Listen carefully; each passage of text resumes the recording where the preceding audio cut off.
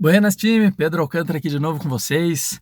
Pessoal, hoje eu quero trazer um tema de novo, novamente, quero abordar o tema da reforma tributária, né? Trazer a questão de direito tributário.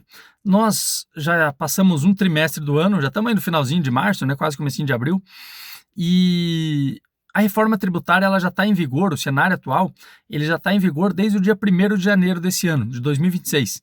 Então a gente teve a reforma tributária ano passado, para entrar em vigor esse ano, e que alguns impostos já estão sendo cobrados, já estão tendo que ser pagos, né? Já estão incidindo com notas fiscais para pagamentos e cobranças já referentes desse ano, certo? Então, como que funcionava antes, né? Eu vou trazer aqui um resumão de o que mudou para o produtor rural, né? Para o agronegócio em si, trazer um resumo, puxar sardinha para o nosso lado, né? Que antes a gente tinha 4 modelos geral, assim, de impostos, né?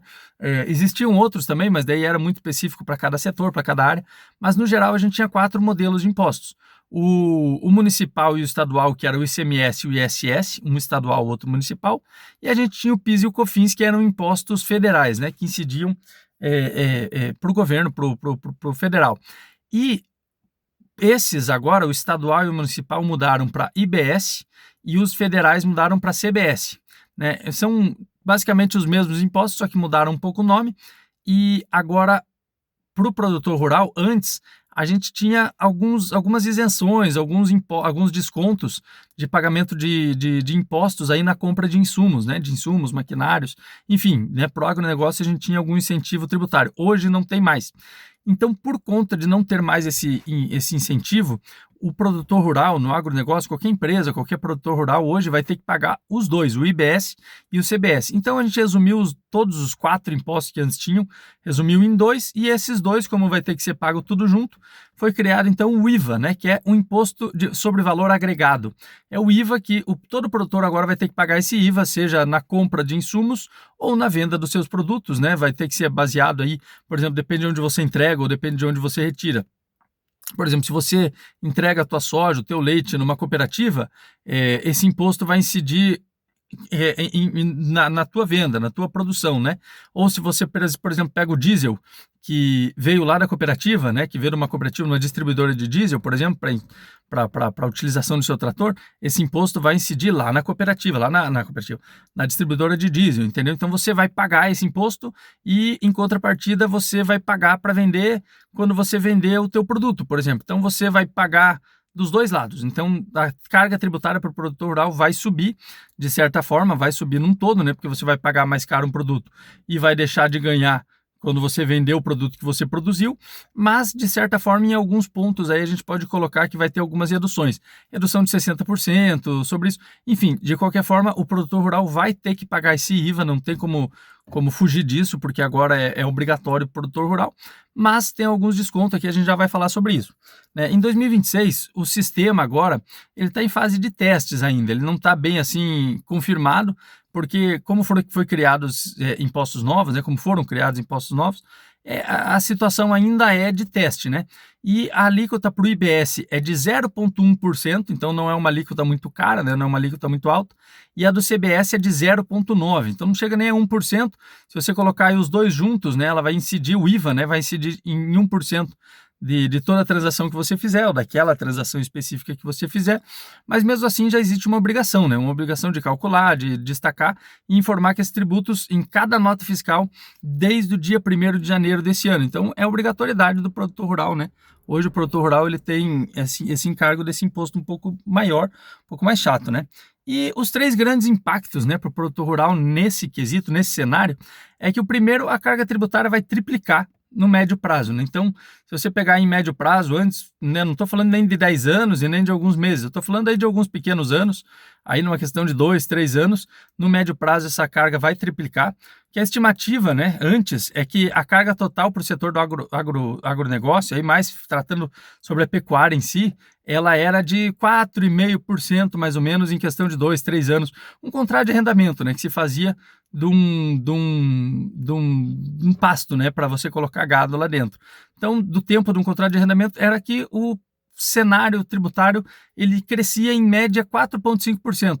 Hoje, esse cenário triplicou, ele vai passar dos 11% por conta desses novos impostos, por conta do GTA também que está sendo cobrado. Então, você, além de pagar o imposto, você vai pagar o imposto direto na GTA, que é a Guia de Transporte Animal. Então, está um pouco diferenciado, vai incidir imposto direto na tua venda do teu gado, ou seja, em qualquer outro setor do agronegócio também vai incidir, mas daí vai incidir lá na cooperativa, né, como eu falei antes.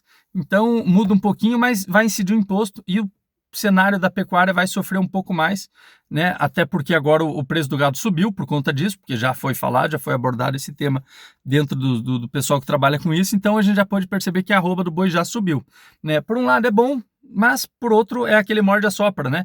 Opa, minha arroba do boi subiu, mas está sendo mordido aqui a questão do imposto, né? O outro ponto também é o fim das isenções nos insumos, né? Os fertilizantes agora defensivos, de máquinas agrícolas e fertilizantes, que hoje eles têm alíquota zero, teriam, né? No caso, alíquota zero com o imposto anterior, para quem comprou no imposto anterior, né? Do PIS e do COFINS, pelo menos alíquota zero de PIS e COFINS, eles vão ser tributados agora, porque o IVA ele vai incorporar tudo, o IBS e o CBS. Então não vai mais ter alíquota zero para compra de insumos, de fertilizantes, defensivos, nada disso. Então o produtor rural vai pagar a conta aqui mais caro nesse caso, né, vai pagar aí pelo menos 1% mais caro, né?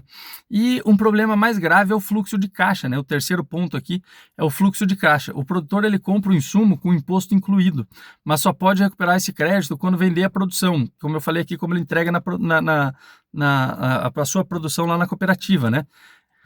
Para um produtor de soja, por exemplo, isso significa que o valor pago ele fica parado lá na cooperativa, lá na contabilidade, durante toda a safra dele. Então, ele só vai poder recuperar esse valor lá na frente. Então, ele não vai ter fluxo de caixa, entendeu? Porque ele vai conseguir fazer o imposto de renda dele ali, né? Vai conseguir ter uma redutibilidade, ele vai conseguir ter um retroativo, só que esse retroativo só vai voltar depois e esse depois ele vai ter que usar para pagar o próximo e assim por diante.